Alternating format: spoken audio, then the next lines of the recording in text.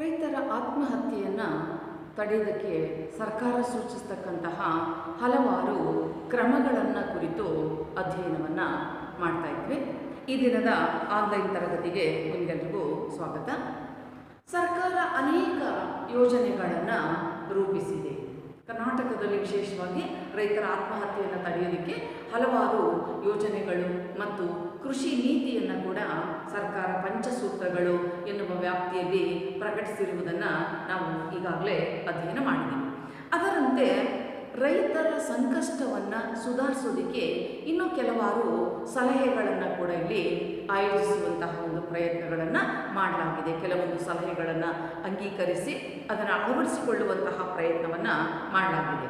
ಅಂತಲ್ಲಿ ರೈತರ ಸಂಕಷ್ಟವನ್ನು ಸುಧಾರಿಸೋದಕ್ಕೆ 3 ಮುಖ್ಯ ಅಂಶಗಳನ್ನು ಇಲ್ಲಿ ಜಾರಿಗೊಳಿಸುವಂತಹ ಪ್ರಯತ್ನವನ್ನು ಮಾಡಲಾಯಿತು. ಮೊದಲನೇದು ಕೃಷಿ ಆದಾಯವನ್ನು ಪುನಶ್ಚೇತನಗೊಳಿಸ್ತಕ್ಕಂಥದ್ದು. ನೋಡಿ, ಇಲ್ಲಿ ಕೃಷಿಯ ಆದಾಯಕ್ಕೆ ಸಂಬಂಧಪಟ್ಟಂತೆ ಅದರ ಪುನಶ್ಚೇತನವನ್ನು ಮಾಡ್ತಕ್ಕಂಥದ್ದು, ಅಂದರೆ ಆದಾಯದ ಮಟ್ಟವನ್ನು, ಆದಾಯದ ಪ್ರಮಾಣವನ್ನು ಹೆಚ್ಚಿಸುವಂತಹ ಪ್ರಯತ್ನವನ್ನು ಮಾಡ್ತಕ್ಕಂಥದ್ದು. ಅದಕ್ಕೆ ಸಂಬಂಧಪಟ್ಟಂತಹ ಕೆಲವೊಂದು ಯೋಜನೆಗಳನ್ನು ರೂಪಿಸುವಂತಹ ಪ್ರಯತ್ನ. ಹಾಗಾದಾಗ ಬಹುಶಃ ರೈತರು ಆತ್ಮಹತ್ಯೆ ಮಾಡಿಕೊಳ್ತಕ್ಕಂಥದ್ದನ್ನು ತಡೆಯಬಹುದು. ಉತ್ಪಾದನೆಯನ್ನು ಹೆಚ್ಚಿಸುವಂತಹ ಅನೇಕ ಕ್ರಮಗಳನ್ನು ಇಲ್ಲಿ ರೂಪಿಸಬೇಕು ಅಂತಕ್ಕಂತಹದ್ದು. ಎರಡನೆಯದು ಗ್ರಾಮಗಳಲ್ಲಿ ಸಾಮಾಜಿಕ ಸುಧಾರಣೆಗಳನ್ನು ಜಾರಿಗೆ ತರ್ತಕ್ಕಂತಹ ಒಂದು ಪ್ರಯತ್ನವನ್ನು ಮಾಡ್ತಕ್ಕಂಥದ್ದು. ಇಲ್ಲಿ ಧಾರ್ಮಿಕ ಅಂಶಗಳು, ಸಾಮಾಜಿಕ ಅಂಶಗಳು ನಮ್ಮ ಗ್ರಾಮೀಣ ಜನಜೀವನದ ಮೇಲೆ ಹೆಚ್ಚು ಪ್ರಭಾವವನ್ನು ಬೀರ್ತಾ ಇವೆ. ಅನೇಕ ಸಾರಿ ಅನಕ್ಷರತೆಯ ಕಾರಣ ಇರ್ಬೋದು ಅಥವಾ ಅಜ್ಞಾನದ ಕಾರಣ ಇರ್ಬೋದು, ಹಲವೊಂದು ಮೌಢ್ಯ ಆಚರಣೆಗಳು ನಮ್ಮಲ್ಲಿ ಇನ್ನೂ ಕೂಡ ಗ್ರಾಮೀಣ ಹಂತದಲ್ಲಿ ಜೀವಂತವಾಗಿರ್ತಕ್ಕಂಥದ್ದನ್ನು ನೋಡ್ತಾ ಇದ್ದೀವಿ. ಈ ದಿಸೆಯಲ್ಲಿ ಅವರಲ್ಲಿ ಒಂದು ಜಾಗೃತಿಯನ್ನು ಮೂಡಿಸ್ತಕ್ಕಂತಹದ್ದು, ಅಂದರೆ ಇರ್ತಕ್ಕಂತಹ ಸಾಮಾಜಿಕ ವ್ಯವಸ್ಥೆಗಳಲ್ಲಿ ಏನು ಲೋಪದೋಷಗಳಿದ್ದಾವೆ ಎನ್ನುವಂತಹದ್ದನ್ನು ಅರ್ಥ ಮಾಡಿಸುವುದರ ಮೂಲಕ ಇಡೀ ಗ್ರಾಮದ ಒಂದು ಸುಧಾರಣಾ ಕ್ರಮಗಳನ್ನು ಕೈಗೊಳ್ತಕ್ಕಂಥದ್ದು, ಸುಧಾರಣೆಯನ್ನು ಮಾಡ್ತಕ್ಕಂಥದ್ದು. ಈ ಸಂದರ್ಭವೂ ಕೂಡ ಇಲ್ಲಿ ರೈತರ ಸಂಕಷ್ಟಕ್ಕೆ ಪರಿಹಾರವನ್ನು ಒದಗಿಸಬಲ್ಲದು. ಅವರ ಒಂದು ಹೊಸ ಆಲೋಚನೆಗಳನ್ನು ರೂಢಿಸಿಕೊಳ್ಳುವಂತಹ ಒಂದು ಕ್ರಮವನ್ನು ಅಲ್ಲಿ ಕೈಗೊಳ್ತಕ್ಕಂತಹದ್ದು. ಮತ್ತೊಂದು ಸಮುದಾಯ ಆಧಾರಿತ ಅಭಿವೃದ್ಧಿ ಯೋಜನೆಗಳನ್ನು ರೂಪಿಸ್ತಕ್ಕಂಥದ್ದು. ಇಡೀ ಗ್ರಾಮಕ್ಕೆ, ಇಡೀ ಗ್ರಾಮೀಣ ಸಮುದಾಯಕ್ಕೆ ಅನ್ವಯವಾಗುವಂತೆ ಹಲವೊಂದು ಅಭಿವೃದ್ಧಿ ಕಾರ್ಯಕ್ರಮಗಳನ್ನು ಆಯೋಜಿಸುವಂತಹ ಪ್ರಯತ್ನವನ್ನು ಮಾಡುವುದು. ಹೀಗಾಗಿ ಏನಾಗುತ್ತೆ, ಇಡೀ ಗ್ರಾಮ ಇಲ್ಲಿ ಅಭಿವೃದ್ಧಿಯನ್ನು ಹೊಂದೋದಕ್ಕೆ ಸಾಧ್ಯ ಆಗುತ್ತೆ.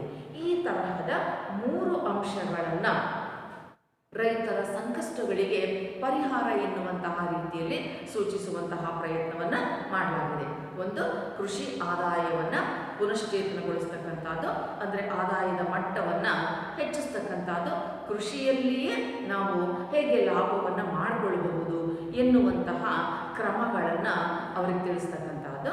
ಇನ್ನು ಗ್ರಾಮಗಳ ಮಟ್ಟದಲ್ಲಿ ಸಾಮಾಜಿಕ ಸುಧಾರಣೆಗಳನ್ನು ಆಯೋಜಿಸ್ತಕ್ಕಂಥದ್ದು, ಅಂದರೆ ಅಲ್ಲಿ ಆಗಬೇಕಾಗಿರ್ತಕ್ಕಂತಹ ಬದಲಾವಣೆಗಳ ಬಗ್ಗೆ ಕೆಲವೊಂದು ಜಾಗೃತಿಯನ್ನು ಮೂಡಿಸ್ತಕ್ಕಂಥದ್ದು. ಮತ್ತೊಂದು, ಸಮುದಾಯ ಆಧಾರಿತ ಕಾರ್ಯಕ್ರಮಗಳನ್ನು ರೂಪಿಸ್ತಕ್ಕಂಥದ್ದು. ಇಲ್ಲಿ ಇಡೀ ಸಮುದಾಯಕ್ಕೆ ಅನ್ವಯವಾಗುವಂತಹ ಗ್ರಾಮೀಣಾಭಿವೃದ್ಧಿ ಕಾರ್ಯಕ್ರಮಗಳನ್ನು ಆಯೋಜಿಸ್ತಕ್ಕಂಥದ್ದು.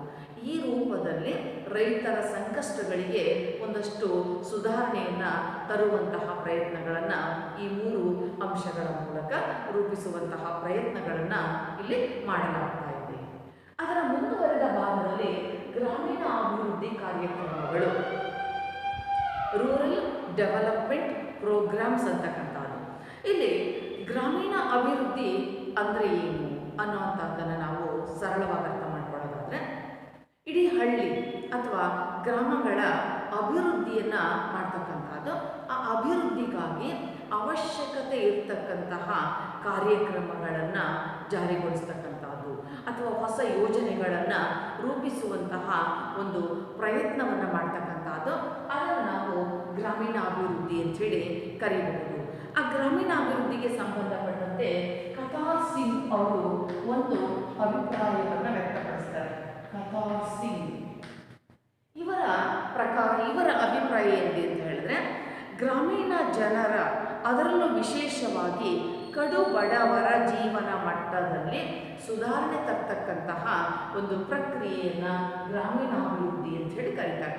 ಕತಾರ್ ಸಿಂಗ್ ಅವರು ಗ್ರಾಮೀಣ ಜನರ, ಅದರಲ್ಲಿಯೂ ಕಡು ಬಡವರ ಜೀವನ ಮಟ್ಟದಲ್ಲಿ ಸುಧಾರಣೆ ತರ್ತಕ್ಕಂತಹ ಪ್ರಯತ್ನಗಳನ್ನು ಗ್ರಾಮೀಣಾಭಿವೃದ್ಧಿ ಕಾರ್ಯಕ್ರಮಗಳು ಅಂಥೇಳಿ ಅವರು ವ್ಯಾಖ್ಯಾನವನ್ನು ಮಾಡ್ತಾರೆ. ಹಾಗಾದರೆ ನಮ್ಮ ಹಳ್ಳಿಯಲ್ಲಿರ್ತಕ್ಕಂತಹ ಬಡವರು ಮತ್ತು ಅದರಲ್ಲಿಯೂ ವಿಶೇಷವಾಗಿ ಕಡು ಬಡವರ ಜೀವನ ಕ್ರಮದಲ್ಲಿ ಕೆಲವೊಂದು ಬದಲಾವಣೆಗಳು ಅಥವಾ ಕೆಲವೊಂದು ಸುಧಾರಣೆಗಳನ್ನು ಜಾರಿಗೆ ತರ್ತಕ್ಕಂತಹ ಒಂದು ಪ್ರಯತ್ನವನ್ನು ಬಹುಶಃ ಇಲ್ಲಿ ಅವರು ಗ್ರಾಮೀಣಾಭಿವೃದ್ಧಿ ಅಂಥೇಳಿ ಕರೀತಾರೆ. ಅಂದರೆ ಅವರ ಜೀವನ ಮಟ್ಟವನ್ನು ಸುಧಾರಣೆ ಮಾಡ್ತಕ್ಕಂಥದ್ದು. ಯಾಕೆ ಅಂತ ಹೇಳಿದ್ರೆ 75%ಕ್ಕೂ ಹೆಚ್ಚು ಜನ, 70%ರಷ್ಟು ಜನ ಇವತ್ತು ಏನು ಗ್ರಾಮೀಣ ಪ್ರದೇಶಗಳಲ್ಲಿ ವಾಸ ಮಾಡ್ತಾ ಇದ್ದಾರೆ, ಅವರ ಅಭಿವೃದ್ಧಿ ಆಯಿತು ಅಂತ ಹೇಳಿದ್ರೆ ಇಡೀ ಭಾರತದ ಅಭಿವೃದ್ಧಿ ಆಗುತ್ತೆ. ಅನೇಕ ಚಿಂತಕರ ಅಭಿಪ್ರಾಯ ಏನಿದೆ, ಭಾರತದ ಪ್ರಗತಿ ಅದರ ಹಳ್ಳಿಗಳ ಪ್ರಗತಿಯಲ್ಲಿದೆ. The progress of India lies in its progress of villages. ಭಾರತದ ಪ್ರಗತಿ ಎಲ್ಲಿದೆ ಅಂತ ಹೇಳಿದ್ರೆ ಅದರ ಹಳ್ಳಿಗಳ ಪ್ರಗತಿಯಲ್ಲಿದೆ. ಆ ಹಳ್ಳಿಗಳು ಪ್ರಗತಿಯನ್ನು ಹೊಂದದು ಅಂತ ಹೇಳಿದ್ರೆ ಇಡೀ ಭಾರತ ಪ್ರಗತಿಯನ್ನು ಹೊಂದಿದಂತೆ. ಆ ದೃಷ್ಟಿಯಿಂದ ಕಡು ಬಡವರು ಮತ್ತು ಬಡತನ ರೇಖೆ ಕೆಳಗಿರ್ತಕ್ಕಂಥವರು ಅವರೆಲ್ಲರ ಅಭಿವೃದ್ಧಿಯನ್ನು ಮಾಡ್ತಕ್ಕಂತಹದ್ದು ಮುಖ್ಯವಾದಂತಹ ಉದ್ದೇಶ. ಆ ಹಿನ್ನೆಲೆಯಲ್ಲಿ ಗ್ರಾಮೀಣಾಭಿವೃದ್ಧಿ ಕಾರ್ಯಕ್ರಮಗಳನ್ನು ಆಯೋಜಿಸುವಂತಹ ಪ್ರಯತ್ನಗಳನ್ನು ಇಲ್ಲಿ ಮಾಡಲಾಗಿದೆ. ಆದರೆ ಆ ತರಹದ ಅಭಿವೃದ್ಧಿ ಕಾರ್ಯಕ್ರಮಗಳನ್ನು ಮುಖ್ಯವಾಗಿ 2 ಭಾಗಗಳಲ್ಲಿ ರೂಪಿಸಲಾಗಿದೆ. ಒಂದು ಉತ್ಪಾದನಾ ಆಧಾರಿತ ಕಾರ್ಯಕ್ರಮಗಳು, ಮತ್ತೊಂದು ಉತ್ಪಾದನೇತರ ಕಾರ್ಯಕ್ರಮಗಳು ಅಂತ ಹೇಳಿ. ನೋಡಿ, ಗ್ರಾಮೀಣಾಭಿವೃದ್ಧಿ ಕಾರ್ಯಕ್ರಮಗಳನ್ನು 2 ಭಾಗಗಳಲ್ಲಿ ವಿಶ್ಲೇಷಣೆ ಮಾಡಲಾಗಿದೆ. ಒಂದು ಉತ್ಪಾದನಾ ಆಧಾರಿತ ಕಾರ್ಯಕ್ರಮಗಳು, ಅಂದರೆ ಉತ್ಪಾದನೆಯನ್ನು ಹೇಗೆ ಹೆಚ್ಚಿಸಬೇಕು ಆ ದಿಸೆಗೆ ಸಂಬಂಧಪಟ್ಟಂಥ ಅಂಶಗಳು. ಇನ್ನೊಂದು ಉತ್ಪಾದನೇತರ, ಅಂದರೆ ಉತ್ಪಾದನೆ ಅಲ್ಲ, ಬೇರೆ ರೂಪದಲ್ಲಿ ಗ್ರಾಮೀಣ ಜನರ ಜೀವನ ಮಟ್ಟವನ್ನು ಹೇಗೆ ಸುಧಾರಣೆ ಮಾಡಬಹುದು ಎನ್ನುವುದಕ್ಕೆ ಸಂಬಂಧಪಟ್ಟಂತಹ ಅಂಶಗಳು. ಈ 2 ಪ್ರಮುಖವಾದಂತಹ ಕಾರ್ಯಕ್ರಮಗಳನ್ನು ಇಲ್ಲಿ ಮುಖ್ಯವಾಗಿ ನಾವು ಆ ಪ್ರಕಾರಗಳಲ್ಲಿ ನೋಡ್ತೇವೆ. ಮೊದಲನೇ ಭಾಗದಲ್ಲಿ ಉತ್ಪಾದನಾ ಆಧಾರಿತ ಕಾರ್ಯಕ್ರಮಗಳು. ಬಹುಶಃ ಇಲ್ಲಿ ನಾವು ಉತ್ಪಾದನೆಯನ್ನು ಹೇಗೆ ಹೆಚ್ಚಿಸಬಹುದು ಎನ್ನುವುದಕ್ಕೆ ಸಂಬಂಧಪಟ್ಟಂತೆ ಉದಾಹರಣೆಗೆ ಸಬ್ಸಿಡಿ ನೀಡ್ತಕ್ಕಂಥದ್ದು, ಬೀಜ ಗೊಬ್ಬರಗಳ ಪೂರೈಕೆಯಲ್ಲಿ ಸಬ್ಸಿಡಿ ನೀಡ್ತಕ್ಕಂಥದ್ದು, ನೀರಾವರಿ ಸೌಲಭ್ಯಗಳನ್ನು ಹೆಚ್ಚಿಸ್ತಕ್ಕಂಥದ್ದು, ಇದಕ್ಕಾಗಿ ಸಾಲ ಸೌಲಭ್ಯಗಳನ್ನು ನೀಡ್ತಕ್ಕಂಥದ್ದು. ನೋಡಿ, ಇದು ನೇರವಾಗಿ ರೈತರ ಉತ್ಪಾದನೆಗೆ ಸಂಬಂಧಪಟ್ಟಂಥ ಅಂಶಗಳನ್ನು ಒಳಗೊಂಡಿದೆ. ಅಂದರೆ ಬೀಜ ಗೊಬ್ಬರಗಳ ಪೂರೈಕೆಯಲ್ಲಿ ಸಬ್ಸಿಡಿಯನ್ನು ನೀಡ್ತಕ್ಕಂಥದ್ದು, ಅಂದರೆ ಒಂದಷ್ಟು ರಿಯಾಯಿತಿ ದರದಲ್ಲಿ ಸುಧಾರಿತ ತಳಿಯ ಬೀಜವನ್ನು ಪೂರೈಕೆ ಮಾಡ್ತಕ್ಕಂಥದ್ದು, ರಸಗೊಬ್ಬರಗಳನ್ನು ಪೂರೈಕೆ ಮಾಡ್ತಕ್ಕಂತಹದ್ದು ಒಂದು ಅಂಶ. ಮತ್ತೊಂದು ನೀರಾವರಿ ಸೌಲಭ್ಯಗಳನ್ನು ನೀಡ್ತಕ್ಕಂಥದ್ದು. ಯಾಕೆಂದರೆ ಭಾರತೀಯ ರೈತ ಸದಾಕಾಲ ಮುಗಿಲನ್ನು ನೋಡಿಯೇ ಬದುಕಬೇಕಾದಂತಹ ಒಂದು ಪರಿಸ್ಥಿತಿಯಿಂದ ಅವನು ಸುಧಾರಣೆ ಕಾಣಬೇಕು ಅಂತ ಹೇಳಿದ್ರೆ ಕೃತಕ ನೀರಾವರಿ ಸೌಲಭ್ಯಗಳನ್ನು ಇಲ್ಲಿ ಒದಗಿಸಬೇಕಾಗುತ್ತೆ. ಆದ್ದರಿಂದ ನೀರಾವರಿ ಸೌಲಭ್ಯಗಳನ್ನು ಒದಗಿಸ್ತಕ್ಕಂಥದ್ದು, ಇದಕ್ಕೆ ಹೊಂದಿಕೊಂಡಂತೆ ಸಾಲ ಸೌಲಭ್ಯವನ್ನು ಸಕಾಲದಲ್ಲಿ ನೀಡ್ತಕ್ಕಂಥದ್ದು. ನೋಡಿ, ರೈತರಿಗೆ ಯಾವ ಸಂದರ್ಭದಲ್ಲಿ ಸಾಲದ ಅವಶ್ಯಕತೆ ಇದೆ. ಹಿಂದೆ ನಾವು ಗ್ರಾಮೀಣ ವ್ಯವಸ್ಥೆಯನ್ನು, ಗ್ರಾಮೀಣ ಸಮಸ್ಯೆಗಳನ್ನು ಕುರಿತು ಅಧ್ಯಯನ ಮಾಡುವಾಗ ನೋಡ್ತೀವಿ, ಬ್ಯಾಂಕಿನ ಸಂಕೀರ್ಣವಾಗಿರ್ತಕ್ಕಂಥ ಬ್ಯಾಂಕಿನ ನಿಯಮಗಳು ನಮ್ಮ ರೈತ ವರ್ಗವನ್ನು ಸಾಕಷ್ಟು ಹೈರಾಣ ಮಾಡಿಬಿಡ್ತವೆ. ಆ ನಿಯಮಗಳು ಗೊತ್ತಿರೋದಿಲ್ಲ, ಅಜ್ಞಾನ, ಅನಕ್ಷರತೆ, ಹೆಚ್ಚಿನ ಮಾಹಿತಿ ಇಲ್ಲದೆ ಇರತಕ್ಕಂಥದ್ದು. ಹೀಗಾದಾಗ ಏನಾಗುತ್ತೆ, ಅವರಿಗೆ ಸಾಲ ಸೌಲಭ್ಯಗಳಿದ್ರೂ ಕೂಡ ರೈತರನ್ನು ತಲುಪುವುದಿಲ್ಲ, ಯಾರಿಗೆ ತಲುಪಬೇಕೋ ಅವ್ರನ್ನ ತಲುಪೋದೇ ಇಲ್ಲ. ಆದ್ದರಿಂದ ಈ ಉತ್ಪಾದನಾ ಆಧಾರಿತ ಕಾರ್ಯಕ್ರಮಗಳಲ್ಲಿ ಸಾಲ ಸೌಲಭ್ಯಗಳನ್ನು ನೀಡುವಂತಹ ಪ್ರಯತ್ನಗಳ ಮೇಲೆ ಮಾಡ್ತಕ್ಕಂತಹದ್ದು.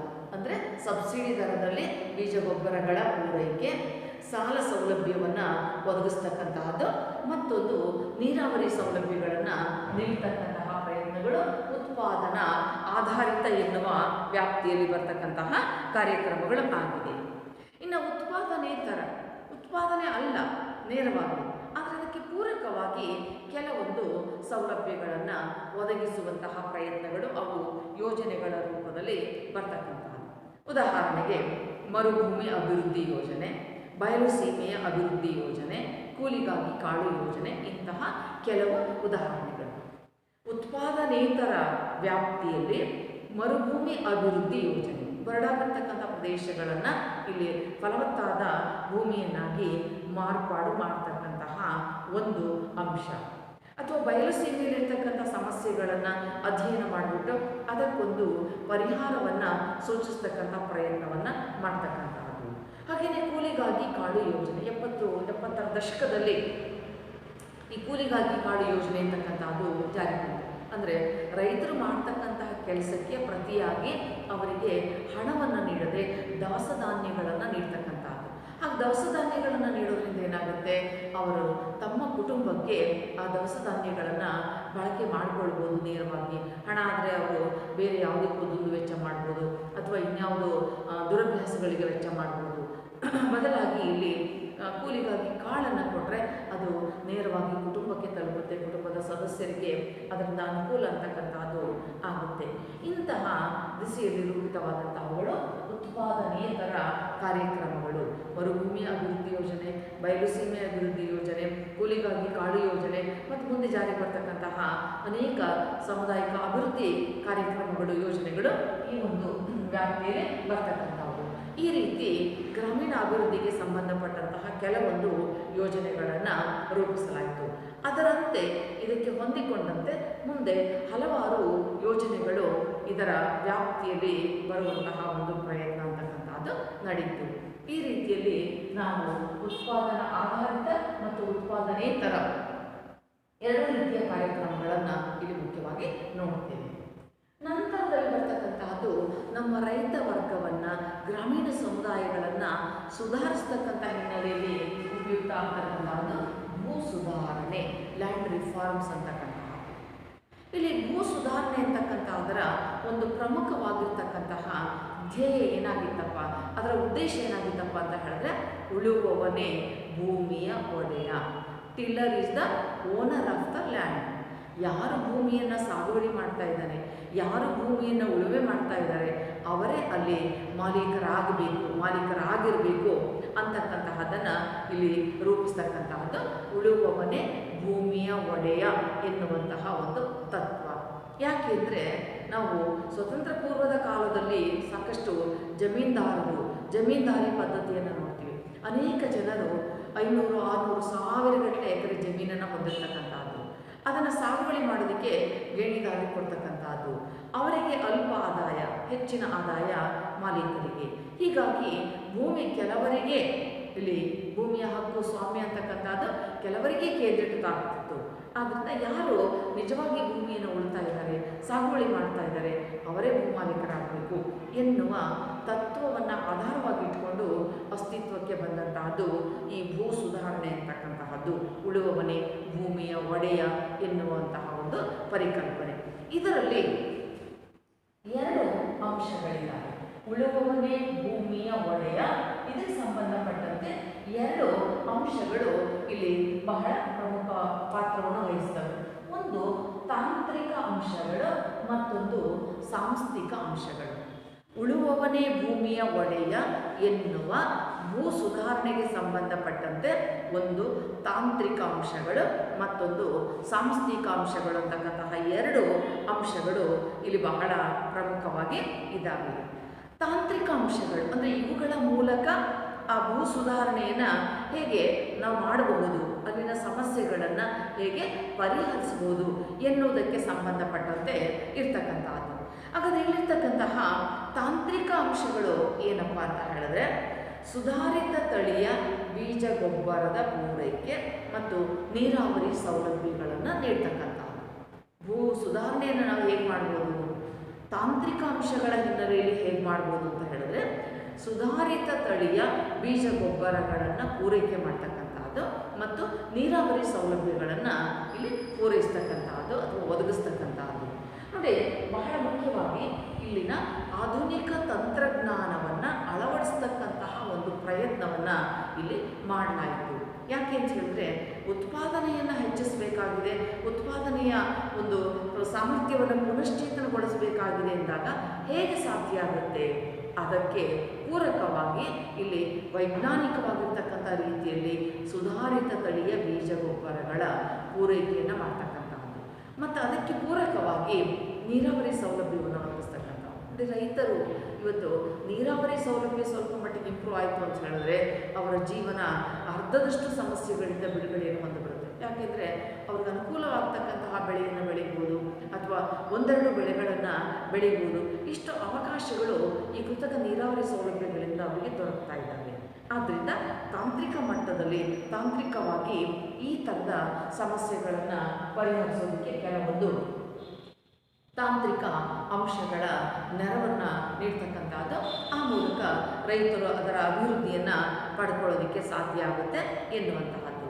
ಮತ್ತೊಂದು ಸಾಂಸ್ಥಿಕ ಅಂಶಗಳಲ್ಲಿ ಗೇಣಿದಾರರ ರಕ್ಷಣೆಯನ್ನು ಮಾಡ್ತಕ್ಕಂಥದ್ದು, ಕಂದಾಯದ ನಿಯಮಗಳನ್ನು ರೂಪಿಸ್ತಕ್ಕಂಥದ್ದು. ನೋಡಿ, ಇಲ್ಲಿ ಉಳುವವನೇ ಭೂಮಿಯ ಒಡೆಯ ಅಂತ ಹೇಳಿದಾಗ ಗೇಣಿದಾರರೇ ನಿಜವಾದ ಒಡೆಯರಾಗ್ತಾರೆ. ಅವರಿಗೆ ಹಕ್ಕು ಪತ್ರಗಳನ್ನು ನೀಡ್ತಕ್ಕಂಥದ್ದು ಅಥವಾ ಗೇಣಿದಾರರನ್ನು ರಕ್ಷಣೆ ಮಾಡ್ತಕ್ಕಂಥದ್ದು ಮತ್ತು ಹೊಸ ಕಂದಾಯ ನೀತಿಯನ್ನು ರೂಪಿಸ್ತಕ್ಕಂಥದ್ದು. ಈ ಹಿಂದೆ ಇದ್ದಂತಹ ಕಂದಾಯದ ವ್ಯವಸ್ಥೆ ಬೇರೆ, ಪುನಃ ಅದರಲ್ಲಿ ಬದಲಾವಣೆಗಳನ್ನು ಮಾಡ್ಕೊಳ್ತಕ್ಕಂಥದ್ದು. ಹೀಗಾದಾಗ ಏನಾಗುತ್ತೆ, ಯಾರು ಭೂಮಿಯನ್ನು ಸಾಗುವಳಿ ಮಾಡ್ತಾರೆ ಅವರೇ ಒಡೆಯರು ಅಂದಾಗ ಅಲ್ಲಿ ಅವರಾಗ್ತಕ್ಕಂತಹ ಶ್ರಮ ಬೇರೆ ರೂಪದಲ್ಲಿರ್ತದೆ.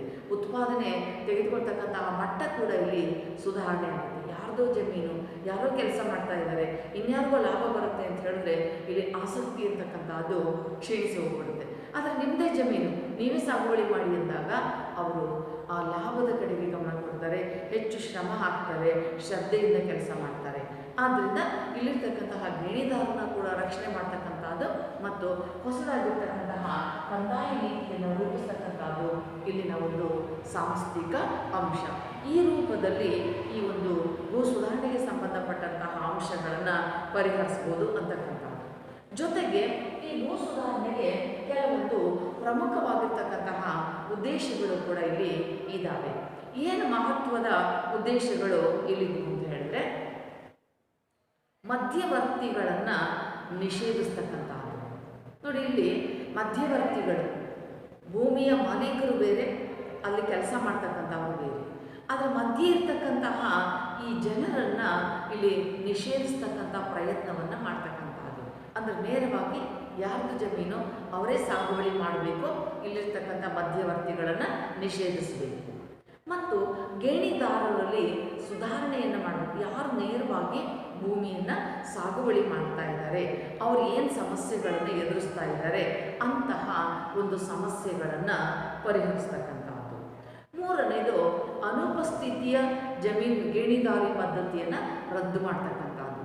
ಅನುಪಸ್ಥಿತಿ ಜಮೀನ್ದಾರಿಕೆಯ ಒಂದು ಪದ್ಧತಿಯನ್ನು ರದ್ದು ಮಾಡ್ತಕ್ಕಂಥದ್ದು. ಅಂದರೆ ನೇರವಾಗಿ ಗೇಣಿದಾರರಿಗೆ ಅಲ್ಲಿನ ಕೆಲಸಗಳನ್ನು ಬಿಟ್ಕೊಡ್ತಕ್ಕಂಥದ್ದು. ಇಲ್ಲಿ ಅನುಪಸ್ಥಿತಿ ಯಾರದ್ದು? ಜಮೀನ್ದಾರರು. ಅಂದರೆ ಅವರು ಜಮೀನು ಅವ್ರದ್ದು, ಆದರೆ ಅವ್ರು ಕೆಲಸ ಮಾಡೋದಿಲ್ಲ, ಅಲ್ಲಿಗೆ ಬರೋದೇ ಇಲ್ಲ, ಅಲ್ಲಿನ ಕಷ್ಟಗಳಲ್ಲಿ ಪಾಲ್ಗೊಳ್ಳೋದಿಲ್ಲ, ಆದರೆ ಲಾಭವನ್ನು ತೆಗೆದುಕೊಳ್ತಾರೆ. ಇಲ್ಲಿ ಶ್ರಮ ಯಾರದ್ದು? ಮಧ್ಯೆ ಅಲ್ಲಿ ಸಾಗುವಳಿ ಮಾಡ್ತಕ್ಕಂತಹ ಗೇಣಿದಾರರದ್ದು. ಆದ್ದರಿಂದ ಇಲ್ಲಿ ಅನುಪಸ್ಥಿತಿಯ ಜಮೀನ್ದಾರರು, ಅವ್ರ ಜಮೀನು ಆದರೆ ಅವ್ರ ಉಪಸ್ಥಿತಿ ಇರಲಿಲ್ಲ, ಬೇರೆ ಯಾರೋ ಕೆಲಸ ಮಾಡ್ತಾರೆ, ಲಾಭ ಅವ್ರು ತಗೊಳ್ತಾರೆ. ಇಲ್ಲಿ ಗೇಣಿದಾರರು ಕಷ್ಟಪಟ್ಟು ಕೆಲಸ ಮಾಡ್ತಾರೆ, ಕಡಿಮೆ ಲಾಭವನ್ನು ತೆಗೆದುಕೊಳ್ಬೇಕಾಗುತ್ತೆ. ಹೀಗಾಗಿ ಈ ಅನುಪಸ್ಥಿತಿಯ ಜಮೀನ್ದಾರಿ ಪದ್ಧತಿಯನ್ನು ರದ್ದು ಮಾಡ್ತಕ್ಕಂತಹ ಒಂದು ಮಹತ್ವದ ಉದ್ದೇಶ ಅಂತಕ್ಕಂಥದ್ದು ಇಲ್ಲಿದ್ದು. ಆ ಮೂಲಕ ಗೇಣಿದಾರನ ಸಹ ಇಲ್ಲಿ ರಕ್ಷಣೆ ಮಾಡ್ತಕ್ಕಂಥದ್ದು, ಮಧ್ಯವರ್ತಿಗಳನ್ನು ನಿಷೇಧ ಮಾಡ್ತಕ್ಕಂಥದ್ದು, ನೇರವಾಗಿ ರೈತ ಮತ್ತು ಜಮೀನು ಇವರ ನಡುವೆ ಸಂಪರ್ಕವನ್ನು ಕಲ್ಪಿಸ್ತಕ್ಕಂತಹ ಒಂದು ಮಹತ್ವದ ಉದ್ದೇಶ ಅಂತಕ್ಕಂಥದ್ದು ಇಲ್ಲಿ ಭೂ ಸುಧಾರಣೆಯ ವ್ಯಾಪ್ತಿಯಲ್ಲಿ ಬರ್ತಕ್ಕಂಥದ್ದನ್ನು ನಾವು ಮುಖ್ಯವಾಗಿ ನೋಡ್ತೀವಿ. ಹೀಗಾಗಿ ಉಳುವವನೇ ಭೂಮಿಯ ಒಡೆಯ ಎನ್ನುವ ಸಿದ್ಧಾಂತದ ಆಧಾರದಲ್ಲಿ ಅಸ್ತಿತ್ವ ಪಡ್ತಕ್ಕಂಥದ್ದು ಭೂ ಸುಧಾರಣೆ. ಅಂತಹ ಭೂ ಸುಧಾರಣೆಯಲ್ಲಿ ಪ್ರತಿಯೊಬ್ಬ ಯಾರು ನಿಜವಾಗಿ ಸಾಗುವಳಿ ಮಾಡ್ತಾರೆ ಅವರಿಗೆ ಹಕ್ಕುದಾರಿಕೆಯನ್ನು ಕೊಡಿಸ್ತಕ್ಕಂಥದ್ದು ಮತ್ತು ಸಾಗುವಳಿ ಮಾಡ್ತಕ್ಕಂಥವನ್ನೇ ಆ ಜಮೀನಿನ ಮಾಲೀಕನಾಗುವಂತೆ ನೋಡಿಕೊಳ್ಳುವಂತಹ ಪ್ರಯತ್ನಗಳು ಇಲ್ಲಿದೆ. ಆ ಉದ್ದೇಶಗಳಲ್ಲಿ ತಾಂತ್ರಿಕ ಅಂಶಗಳು ಇದ್ದಾವೆ ಮತ್ತು ಸಾಂಸ್ಥಿಕ ಅಂಶಗಳಿದ್ದಾವೆ. ಕೆಲವು ಉದ್ದೇಶಗಳನ್ನು ಪ್ರಮುಖವಾಗಿ ಈ ಭೂ ಸುಧಾರಣೆ ಘಟಕ ಅಂತಕ್ಕಂಥದ್ದು ಒಳಗೊಂಡಿತ್ತು.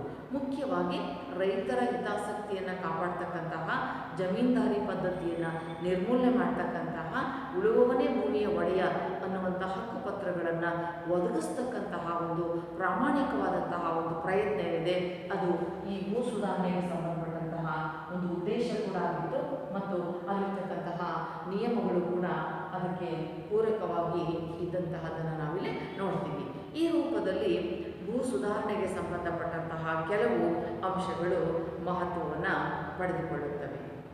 ಇನ್ನು ಗ್ರಾಮೀಣ ಅಭಿವೃದ್ಧಿಯನ್ನು ಮಾಡುವಂತಹ ಸಂದರ್ಭದಲ್ಲಿ ನಾವು ಉತ್ಪಾದನೆಯನ್ನು ಹೆಚ್ಚಿಸಬೇಕು. ನೋಡಿ, ಇದು ಬಹಳ ಒಂದು ಪ್ರಮುಖವಾಗಿರ್ತಕ್ಕಂತಹ ಮಹತ್ವದ ಬೆಳವಣಿಗೆ. ಯಾಕೆಂದರೆ ಎಲ್ಲಿವರೆಗೂ ಉತ್ಪಾದನಾ ಮಟ್ಟದಲ್ಲಿ ಹೆಚ್ಚಳ ಆಗೋದಿಲ್ಲ, ರೈತರು ಅಭಿವೃದ್ಧಿಯನ್ನು ಹೊಂದೋದಕ್ಕೆ ಸಾಧ್ಯ ಆಗೋದೇ ಇಲ್ಲ. ಆ ಹಿನ್ನೆಲೆಯಲ್ಲಿ ಅಸ್ತಿತ್ವಕ್ಕೆ ಬಂದಂತಹದ್ದು ಹಸಿರು ಕ್ರಾಂತಿ ಅಥವಾ ಗ್ರೀನ್ ರೆವಲ್ಯೂಷನ್ ಅಂತಕ್ಕಂಥದ್ದು. ಅದರ ಪಿತಾಮಹ, father of green revolution doctor Swaminathan ಅವರು ಹಸಿರು ಕ್ರಾಂತಿಯ ಪಿತಾಮಹ ಅಂತಕ್ಕಂತಹ ಒಂದು ಖ್ಯಾತಿಗೆ ಅವರು ಪಾತ್ರರಾಗಿದ್ದಾರೆ. 1961ರ ಸಂದರ್ಭದಲ್ಲಿ ಈ ಹಸಿರು ಕ್ರಾಂತಿ ಅಂತಕ್ಕಂತಹದ್ದು ಅಸ್ತಿತ್ವಕ್ಕೆ ಬಂತು. ಇಲ್ಲಿ ಮುಖ್ಯವಾಗಿ ದೇಶದ 7 ಜಿಲ್ಲೆಗಳಲ್ಲಿ ಪ್ರಾಯೋಗಿಕವಾದಂತಹ ಒಂದು ಅನುಷ್ಠಾನವನ್ನು ಮಾಡಲಾಯಿತು. ಅಂದರೆ ಆಧುನಿಕ ತಂತ್ರಜ್ಞಾನ, ವೈಜ್ಞಾನಿಕ ಸಾಗುವಳಿಯ ಮೂಲಕ ಇಡೀ ಸಮಗ್ರ ಗ್ರಾಮೀಣ ಅಭಿವೃದ್ಧಿ ಕಾರ್ಯಕ್ರಮವನ್ನು ಮಾಡ್ತಕ್ಕಂಥದ್ದು ಇಲ್ಲಿನ ಉದ್ದೇಶ.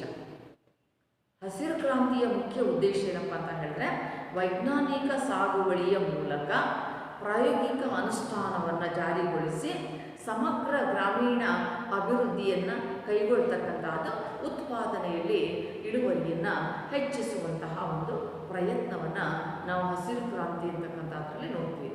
ಮುಖ್ಯವಾಗಿ ಕೃಷಿ ಉತ್ಪಾದನೆಯನ್ನು ದ್ವಿಗುಣಗೊಳಿಸ್ತಕ್ಕಂಥದ್ದು, ಹೆಚ್ಚಿಸ್ತಕ್ಕಂತಹದ್ದು. ಆ ಮೂಲಕ ನಾವು ಹೇಗೆ ಹೆಚ್ಚಿಸ್ಬೋದು? ವೈಜ್ಞಾನಿಕ ಸಾಗುವಳಿ, ಒಂದು ಸೈಂಟಿಫಿಕ್ ಮೆಥಡ್ ಅಂತಕ್ಕಂಥದ್ದನ್ನು, ವೈಜ್ಞಾನಿಕ ವಿಧಾನವನ್ನು ಅಳವಡಿಸಿಕೊಳ್ಳುವಂತಹ ಪ್ರಯತ್ನವನ್ನು ಮಾಡ್ತಕ್ಕಂಥದ್ದು. ಆ ಮೂಲಕ ಉತ್ಪಾದನೆಯ ಮಟ್ಟವನ್ನು ಸುಧಾರಿಸ್ತಕ್ಕಂಥದ್ದು ಎನ್ನುವ ಸಂದರ್ಭ. ಹೀಗಾಗಿ ಇಲ್ಲಿ ಹಸಿರು ಕ್ರಾಂತಿ ಅನ್ನೋದಕ್ಕೆ ಬೇರೆ ಬೇರೆ ಪದಗಳನ್ನು ಕೂಡ ಇಲ್ಲಿ ಬಳಸಲಾಯಿತು. ಉದಾಹರಣೆಗೆ ಜೈವಿಕ ರಸಗೊಬ್ಬರಗಳ ಬಳಕೆಯನ್ನು ಮಾಡ್ತಕ್ಕಂತಹ ಒಂದು ಕ್ರಾಂತಿ, ಅಥವಾ ಆಧುನಿಕ ತಂತ್ರಜ್ಞಾನವನ್ನು ಬಳಕೆ ಮಾಡ್ತಕ್ಕಂತಹದ್ದು ಎನ್ನುವ ಒಂದು ಪದ, ಅಧಿಕ ಇಳುವರಿಯನ್ನು ಪಡೀತಕ್ಕಂತಹ ಒಂದು ಕಾರ್ಯಕ್ರಮ ಅಂತಕ್ಕಂತಹದ್ದು. ಹೀಗಾಗಿ ಬೇರೆ ಬೇರೆ ಹೆಸರುಗಳಿಂದ ಕೂಡ ಕರೆಯಲಾಯಿತು. ಅಧಿಕ ಇಳುವರಿಯನ್ನು ಪಡೀತಕ್ಕಂತಹದ್ದು, ಆಧುನಿಕ ತಂತ್ರಜ್ಞಾನವನ್ನು ಪಡ್ಕೊಳ್ತಕ್ಕಂಥದ್ದು, ವೈವಿಧ್ಯಮಯವಾದ ಕಾರ್ಯಕ್ರಮಗಳನ್ನು ರೂಪಿಸ್ತಕ್ಕಂಥದ್ದು, ರಸಗೊಬ್ಬರಗಳನ್ನು ಬಳಕೆ ಮಾಡ್ತಕ್ಕಂಥದ್ದು. ಈ ಹಿನ್ನೆಲೆಯಲ್ಲಿ ನಾವು 7 ಜಿಲ್ಲೆಗಳಲ್ಲಿ ಅಂತಹ ಒಂದು ಪ್ರಯತ್ನವನ್ನು ಮಾಡಿಬಿಟ್ಟು ಸಾಕಷ್ಟು ಯಶಸ್ಸನ್ನು ಕೂಡ ಅಲ್ಲಿ ಪಡೆಯಲಾಯಿತು. ಇಂತಹದ್ದು ಮುಂದೆ ಸಾಕಷ್ಟು ತನ್ನ ಹೆಸರನ್ನು ರೂಪಿಸ್ಕೊಳ್ತಾ ಬಂತು. ಯಾಕೆ ಅಂತ ಹೇಳಿದ್ರೆ, ಈ ಆಧುನಿಕ ತಂತ್ರಜ್ಞಾನಕ್ಕೆ ಮೊದಲು ಪ್ರತಿ ವರ್ಷ ಉತ್ಪಾದನೆಯ ಪ್ರಮಾಣದಲ್ಲಿ ಕೇವಲ 1% ಹೆಚ್ಚಳ ಅಥವಾ ಏರಿಕೆ ಅಂತಕ್ಕಂಥದ್ದು ಆಗ್ತಾಯಿತ್ತು. ಹಸಿರು ಕ್ರಾಂತಿಗೆ ಪೂರ್ವದಲ್ಲಿ ಪ್ರತಿ ವರ್ಷ 1% ಉತ್ಪಾದನೆಯಲ್ಲಿ ಹೆಚ್ಚಳ ಆದರೆ ಹೆಚ್ಚು ಅಷ್ಟೇ. ಆದರೆ ಈ ಆಧುನಿಕ ಕೃಷಿ ಪದ್ಧತಿಯಿಂದ ಏನಾಯಿತು ಅಂತ ಹೇಳಿದ್ರೆ, ಪ್ರತಿ ವರ್ಷ 10% ಪ್ರಮಾಣದ ಒಂದು ಉತ್ಪಾದನೆಗೆ ಏರಿಕೆಯನ್ನು ಇಲ್ಲಿ ಕಾಣಲಾಯಿತು. ಅಂದರೆ ಉತ್ಪಾದನೆಯಲ್ಲಿ ಹೆಚ್ಚಳ, ಉತ್ಪಾದನೆಯಲ್ಲಿ ಏರಿಕೆ, ಇದನ್ನು ಬಹಳ ಒಂದು ಪ್ರಮುಖವಾಗಿರ್ತಕ್ಕಂತಹ ಒಂದು ತತ್ವವನ್ನಾಗಿ ರೂಪಿಸಿಕೊಳ್ತು ಡಾಕ್ಟರ್ ಸ್ವಾಮಿನಾಥನ್ ಅವರು. ಈ ಒಂದು ಹಸಿರು ಕ್ರಾಂತಿಯ ಹರಿಕಾರ ಅಥವಾ ಪಿತಾಮಹ ಅಂತ ಹೇಳಿ ಅವರು ಕರೆಸಿಕೊಳ್ಳಲ್ಪಟ್ಟರು. ಇಲ್ಲಿ ಮುಖ್ಯವಾಗಿ ನಾವು ನೋಡಿ, ಪುರಾತನ ಕಾಲದಲ್ಲಿ ಸಾಂಪ್ರದಾಯಿಕವಾಗಿರ್ತಕ್ಕಂಥ ಬೇಸಾಯ ಪದ್ಧತಿ, ಅಲ್ಲಿ ಇಳುವರಿಯ ಪ್ರಮಾಣ ಅಂತಕ್ಕಂಥದ್ದು ಅತ್ಯಂತ ಕಡಿಮೆ ಇದೆ. ಆದರೆ ಭಾರತದಲ್ಲಿ ಜನಸಂಖ್ಯೆ ವೇಗವಾಗಿ ಬೆಳೀತಾ ಇದೆ. ಈ ಬೆಳೀತಾ ಇರತಕ್ಕಂತಹ ಜನಸಂಖ್ಯೆಗೆ ಆಹಾರ ದವಸಧಾನ್ಯಗಳನ್ನು ಪೂರೈಕೆ ಮಾಡ್ತಕ್ಕಂತಹ ಬದಲಿ ಆಲೋಚನೆಯಾಗಿ ರೂಪುಗೊಳ್ತಕ್ಕಂಥದ್ದು ಈ ಒಂದು ಗ್ರೀನ್ ರೆವಲ್ಯೂಷನ್ ಅಂತಕ್ಕಂತಹ ಒಂದು ಕ್ರಾಂತಿ. ಹಾಗಾದರೆ ಆ ಕ್ರಾಂತಿಯ ಮೂಲಕ ನಾವು ಅತ್ಯಾಧುನಿಕ ಮುಂದುವರಿದ ತಂತ್ರಜ್ಞಾನವನ್ನು ಬಳಕೆ ಮಾಡ್ತಕ್ಕಂಥದ್ದು, ಸುಧಾರಿತ ತಳಿಯ ಬೀಜ ಗೊಬ್ಬರಗಳನ್ನು ಪೂರೈಕೆ ಮಾಡ್ತಕ್ಕಂಥದ್ದು, ಅದು ಆಟೋಮೆಟಿಕ್ಕಾಗಿ ಇಳುವರಿಯ ಪ್ರಮಾಣವನ್ನು ಹೆಚ್ಚಿಸುತ್ತೆ ಮತ್ತು ಉತ್ಪಾದನಾ ಮಟ್ಟವನ್ನು ಹೆಚ್ಚಿಸುತ್ತದೆ. ಹಾಗಾಗಿ ರೈತರು ತಮ್ಮ ಜೀವನದಲ್ಲಿ ಸುಧಾರಣೆಯನ್ನು ಕಾಣಬಹುದು ಅಥವಾ ಬದಲಾವಣೆಗಳನ್ನು ಅಳವಡಿಸಿಕೊಳ್ಳೋದಕ್ಕೆ ಸಾಧ್ಯ, ಅವಕಾಶ ಅಂತಕ್ಕಂಥದ್ದು ಆಗುತ್ತೆ ಎನ್ನುವಂತಹ ಒಂದು ಸಂಗತಿಗಳನ್ನು ನಾವು ಮುಖ್ಯವಾಗಿ ನೋಡ್ತೀವಿ. ಹೀಗೆ ಹಸಿರು ಕ್ರಾಂತಿ ಅಂತಕ್ಕಂಥದ್ದು ಹೆಚ್ಚು ಮಹತ್ವವನ್ನು ಪಡ್ಕೊಂಡು ಇವತ್ತು ಸಾಕಷ್ಟು ಉತ್ಪಾದನಾ ಕ್ಷೇತ್ರದಲ್ಲಿ ಬೆಳವಣಿಗೆಗಳು ಆಗಿರ್ತಕ್ಕಂಥದ್ದನ್ನು ನೋಡ್ತೀವಿ. ಈ ರೀತಿ ನಾವು ಇಂದು ಅಧ್ಯಯನ ಮಾಡತಕ್ಕಂಥದ್ದು ರೈತರ ಸಂಕಷ್ಟಗಳನ್ನು ಸುಧಾರಿಸೋದಕ್ಕೆ ಅನೇಕ ಯೋಜನೆಗಳನ್ನು ಜಾರಿಗೊಳಿಸ್ತಕ್ಕಂಥದ್ದು, ಅಂದರೆ ಕೃಷಿ ಆದಾಯವನ್ನು ಪುನಶ್ಚೇತನಗೊಳಿಸ್ತಕ್ಕಂಥದ್ದು, ಗ್ರಾಮಗಳಲ್ಲಿ ಸಾಮಾಜಿಕ ಸುಧಾರಣೆಯನ್ನು ಮಾಡ್ತಕ್ಕಂಥದ್ದು ಮತ್ತು ಸಮುದಾಯ ಆಧಾರಿತ ಕಾರ್ಯಕ್ರಮಗಳನ್ನು ಆಯೋಜಿಸ್ತಕ್ಕಂಥದ್ದು ಅಂತಹ ಪ್ರಯತ್ನಗಳು. ಇವೆಲ್ಲವುಗಳಿಗೆ ಪೂರಕವಾಗಿ ರೂಪಿತವಾಗ್ತಕ್ಕಂಥದ್ದು ಗ್ರಾಮೀಣಾಭಿವೃದ್ಧಿ ಕಾರ್ಯಕ್ರಮಗಳು. ಒಂದು ಗ್ರಾಮದ ಅಭಿವೃದ್ಧಿಯನ್ನು ಮಾಡ್ತಕ್ಕಂಥದ್ದು. ಕತಾರ್ ಸಿಂಗ್ ಏನು ಹೇಳ್ತಾರೆ, ಗ್ರಾಮಗಳ ಅದರಲ್ಲಿಯೂ ಕಡು ಬಡವರ ಅಭಿವೃದ್ಧಿಯನ್ನು ಮಾಡ್ತಕ್ಕಂತಹ ಒಂದು ಬಹುಮುಖ್ಯವಾಗಿರ್ತಕ್ಕಂತಹ ಕಾರ್ಯಕ್ರಮ ಗ್ರಾಮೀಣಾಭಿವೃದ್ಧಿ ಕಾರ್ಯಕ್ರಮಗಳು. ಅದರಲ್ಲಿ ಪುನಃ ನಾವು ಎರಡು ಪ್ರಕಾರಗಳನ್ನು ನೋಡ್ತೀವಿ. ಒಂದು ಉತ್ಪಾದನಾ ಆಧಾರಿತ ಕಾರ್ಯಕ್ರಮಗಳು, ಮತ್ತೊಂದು ಉತ್ಪಾದನೇತರ ಕಾರ್ಯಕ್ರಮಗಳು. ಇವು ಗ್ರಾಮಗಳ ಅಭಿವೃದ್ಧಿಯ ಮಟ್ಟದಲ್ಲಿ ಇರ್ತಕ್ಕಂಥವುಗಳು. ಅದಕ್ಕೆ ಪೂರಕವಾಗಿ ಇಲ್ಲಿರ್ತಕ್ಕಂತಹ ಸಮಸ್ಯೆಗಳನ್ನು ಪರಿಹರಿಸುವಲ್ಲಿ ಜಾರಿರ್ತಕ್ಕಂಥದ್ದು ಭೂ ಸುಧಾರಣೆ ಅಂತಕ್ಕಂಥದ್ದು. ಆ ಭೂ ಸುಧಾರಣೆ ಉಳುವವನೇ ಭೂಮಿಯ ಒಡೆಯ ಅಂತಕ್ಕಂತಹ ತತ್ವ ಸಿದ್ಧಾಂತವನ್ನು ಒಳಗೊಂಡು ಇಲ್ಲಿ ಗೇಣಿದಾರರಿಗೆ ಒಂದು ಅವರಿಗೆ ಬೇಕಾಗಿರ್ತಕ್ಕಂತಹ ಸೌಲಭ್ಯಗಳನ್ನು ಒದಗಿಸ್ತಕ್ಕಂಥದ್ದು, ಅವರ ಹಿತಗಳನ್ನು ಅವರ ಹಕ್ಕುಗಳನ್ನು ಕಾಪಾಡ್ತಕ್ಕಂಥದ್ದು ಮತ್ತು ಅನುಪಸ್ಥಿತಿ ಜಮೀನ್ದಾರಿ ಪದ್ಧತಿಯನ್ನು ರದ್ದು ಮಾಡ್ತಕ್ಕಂಥದ್ದು. ಇಲ್ಲಿ ಯಾರು ನಿಜವಾಗಿ ಸಾಗುವಳಿ ಮಾಡ್ತಾರೆ ಅವರೇ ಭೂಮಿಯ ಒಡೆಯ ಅಂತಕ್ಕಂತಹ ಒಂದು ತತ್ವ ಸಿದ್ಧಾಂತವನ್ನು ರೂಪಿಸ್ತಕ್ಕಂಥದ್ದು. ಆ ಸಂದರ್ಭದಲ್ಲೂ ಕೂಡ ಎರಡು ಅಂಶಗಳಿದ್ದಾವೆ. ಒಂದು ತಾಂತ್ರಿಕ ಅಂಶಗಳು, ಮತ್ತೊಂದು ಸಾಂಸ್ಥಿಕ ಅಂಶಗಳು. ಇವುಗಳನ್ನು ಒಳಗೊಂಡಂತೆ ಭೂ ಸುಧಾರಣೆಯು ಕೆಲವು ಉದ್ದೇಶಗಳನ್ನು ಒಳಗೊಳ್ಳುತ್ತದೆ. ಅದರಂತೆ ಇಲ್ಲಿ ಗೇಣಿದಾರರ ಹಕ್ಕುಗಳನ್ನು ಸಂರಕ್ಷಿಸುವುದು, ಅನುಪಸ್ಥಿತಿ ಜಮೀನ್ದಾರಿ ಪದ್ಧತಿಯನ್ನು ನಿಷೇಧ ಮಾಡ್ತಕ್ಕಂಥದ್ದು ಮತ್ತು ಇಲ್ಲಿರ್ತಕ್ಕಂತಹ ರೈತರಿಗೆ ಸುಧಾರಿತ ತಳಿಯ ಬೀಜ ಗೊಬ್ಬರಗಳ ನೀರಾವರಿ ಸೌಲಭ್ಯದ ಪೂರೈಕೆಯನ್ನು ಮಾಡುವ ಮೂಲಕ ಅವರ ಒಂದು ಹಿತಾಸಕ್ತಿಯನ್ನು ಕಾಪಾಡ್ತಕ್ಕಂತಹ ಪ್ರಯತ್ನವನ್ನು ಮಾಡುವಂತಹದ್ದು. ಮತ್ತೊಂದು ಹಸಿರು ಕ್ರಾಂತಿ. ಡಾಕ್ಟರ್ ಸ್ವಾಮಿನಾಥನ್ ಅವರನ್ನ ಹಸಿರು ಕ್ರಾಂತಿಯ ಪಿತಾಮಹ ಅಂತ ಹೇಳಿ ಕರೆಯಲಾಗ್ತದೆ. 1961ರಲ್ಲಿ ಪ್ರಾಯೋಗಿಕವಾಗಿ ಭಾರತದ 7 ಜಿಲ್ಲೆಗಳಲ್ಲಿ ಉತ್ಪಾದನಾ ಪ್ರಮಾಣದಲ್ಲಿ ಹೆಚ್ಚಳವನ್ನು ಮಾಡ್ತಕ್ಕಂಥದ್ದು. ಅದಕ್ಕಾಗಿ ವೈಜ್ಞಾನಿಕ ಬೇಸಾಯ ಅಥವಾ ತಾಂತ್ರಿಕ ಬೇಸಾಯ ಮತ್ತು ಸುಧಾರಿತ ತಳಿಯ ಬೀಜಗಳ ಬಳಕೆ, ಹಾಗೆಯೇ ನೀರಾವರಿ ಸೌಲಭ್ಯಗಳನ್ನು ಒದಗಿಸ್ತಕ್ಕಂಥದ್ದು. ಇವುಗಳ ಮೂಲಕ ಉತ್ಪಾದನೆಯ ಪ್ರಮಾಣವನ್ನು ವ್ಯಾಪಕವಾಗಿ ಹೆಚ್ಚಿಸುವಂತಹ ಒಂದು ಪ್ರಯತ್ನವನ್ನು ಮಾಡಲಾಯಿತು. ಅದರಂತೆ ಇಲ್ಲಿ ಅನೇಕ ರೀತಿಯ ಹೊಸ ಹೊಸ ವ್ಯವಸ್ಥೆಗಳನ್ನು ಅಳವಡಿಸಿಕೊಳ್ಳುವಂತಹ ಒಂದು ಪ್ರಯತ್ನ ಕೂಡ ಇಲ್ಲಿ ಆಯಿತು. ವೈಜ್ಞಾನಿಕ ಬೇಸಾಯ ಅಥವಾ ಜೈವಿಕ ಬೇಸಾಯ ಮತ್ತು ರಸಗೊಬ್ಬರಗಳ ಬಳಕೆ, ಸುಧಾರಿತ ತಳಿಯ ಬೀಜದ ಬಳಕೆ, ಇವುಗಳ ಮೂಲಕ ಉತ್ಪಾದನೆಯ ಪ್ರಮಾಣವನ್ನು ಗಣನೀಯವಾಗಿ ಹೆಚ್ಚಿಸ್ತಕ್ಕಂಥದ್ದು.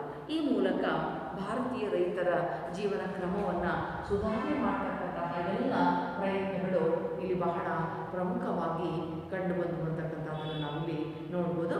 ಈ ಹಿನ್ನೆಲೆಯಲ್ಲಿ ಭಾರತೀಯ ರೈತರ ಹಿತಾಸಕ್ತಿಗಳನ್ನು ಕಾಪಾಡ್ತಕ್ಕಂತಹ ಈ ಒಂದು ಭೂ ಸುಧಾರಣೆ, ಹಸಿರು ಕ್ರಾಂತಿ ಇವು ಬಹಳ ಪ್ರಮುಖವಾದಂತಹ ಗ್ರಾಮೀಣಾಭಿವೃದ್ಧಿ ಕಾರ್ಯಕ್ರಮಗಳು. ಇಲ್ಲಿ ಮುಖ್ಯವಾಗಿ ನಾವು ಕೆಲವು ಅಂಶಗಳನ್ನು ಗಮನಿಸಬೇಕಾಗಿದೆ. ಇವತ್ತು ವರ್ಷದಿಂದ ವರ್ಷಕ್ಕೆ ಹೆಚ್ಚುತ್ತಾ ಇರತಕ್ಕಂತಹ ರೈತರ ಆತ್ಮಹತ್ಯೆಯ ಪ್ರಸಂಗಗಳನ್ನು ನೋಡಿದಾಗ ಅಲ್ಲಿ ನಿಜವಾಗಿಯೂ ಅವಶ್ಯಕತೆ ಇರ್ತಕ್ಕಂಥವರಿಗೆ ಏನೆಲ್ಲ ಸವಲತ್ತುಗಳನ್ನು ಸರ್ಕಾರ ಒದಗಿಸ್ಬೋದು, ಅವರ ಆದಾಯವನ್ನು ಹೇಗೆ ಹೆಚ್ಚಿಸ್ಬೋದು. ಯಾಕೆ ಅಂತ ಹೇಳಿದ್ರೆ ಮಳೆಯನ್ನೇ ಅವಲಂಬಿಸಿಕೊಂಡು ಬದುಕ್ತಕ್ಕಂತಹ ರೈತರು ಇವತ್ತು ಸಾಕಷ್ಟು ಸಾರಿ ನಷ್ಟಕ್ಕೊಳಗಾಗ್ತಾರೆ. ಒಂದು ಕಡೆಯಲ್ಲಿ ಕ್ಷಾಮ, ಬರಗಾಲ, ಮಳೆಯೇ ಬರುವುದಿಲ್ಲ, ಇನ್ನೊಂದು ಕಡೆ ನೆರೆ ಹಾವಳಿ, ಪ್ರವಾಹ. ಇಂತಹ ನಿಸರ್ಗ ಸಹಜವಾದಂತಹ ವೈಪರೀತ್ಯಗಳಿಂದಲೂ ಭಾರತೀಯ ರೈತನನ್ನು ನಾವು ಸಂರಕ್ಷಿಸಬೇಕಾಗುತ್ತೆ. ಹಾಗೆ ಮಾಡಿದಾಗ ಮಾತ್ರ ಇಲ್ಲಿ ರೈತ ಅವನು ನಿರಾತಂಕವಾಗಿ ತನ್ನ ಬದುಕನ್ನು ರೂಪಿಸಿಕೊಳ್ಳುವಂಥ ಅವಕಾಶಗಳು ಲಭ್ಯ ಆಗುತ್ತೆ. ಈ ಹಿನ್ನೆಲೆಯಲ್ಲಿ ಭೂ ಸುಧಾರಣೆ ಮತ್ತು ಹಸಿರು ಕ್ರಾಂತಿ, ಈ ಹೊಸ ಬಗೆಯ ಆಲೋಚನೆಗಳು, ಹೊಸ ಬಗೆಯ ಕಾರ್ಯಕ್ರಮಗಳು ರೈತ ವರ್ಗಕ್ಕೆ ಸಾಕಷ್ಟು ನೆಮ್ಮದಿಯನ್ನು, ಖುಷಿಯನ್ನು ತಂದುಕೊಟ್ಟಂತಹ ಸಂದರ್ಭಗಳು. ಹಾಗಾಗಿ ಇವು ರೈತರ ಸಂಕಷ್ಟಗಳಿಗೆ ಪ್ರತಿಕ್ರಿಯೆಗಳು ಎನ್ನುವಂತಹ ರೂಪದಲ್ಲಿ ಈ ರೀತಿಯ ಗ್ರಾಮೀಣಾಭಿವೃದ್ಧಿ ಕಾರ್ಯಕ್ರಮಗಳ ಒಂದು ಅನುಷ್ಠಾನ ಅಂತಕ್ಕಂಥದ್ದು ಹೆಚ್ಚು ಮಹತ್ವವನ್ನು ಪಡೆದುಕೊಂಡಿದೆ ಅಂತೇಳಿ ಹೇಳ್ಬೋದು. ಈ ರೂಪದಲ್ಲಿ ನಾವು ಭೂ ಸುಧಾರಣೆ ಮತ್ತು ಹಸಿರು ಕ್ರಾಂತಿ ಈ ವ್ಯಾಪ್ತಿಯ ಗ್ರಾಮೀಣಾಭಿವೃದ್ಧಿ ಕಾರ್ಯಕ್ರಮಗಳನ್ನು ಮುಖ್ಯವಾಗಿ ಅಧ್ಯಯನ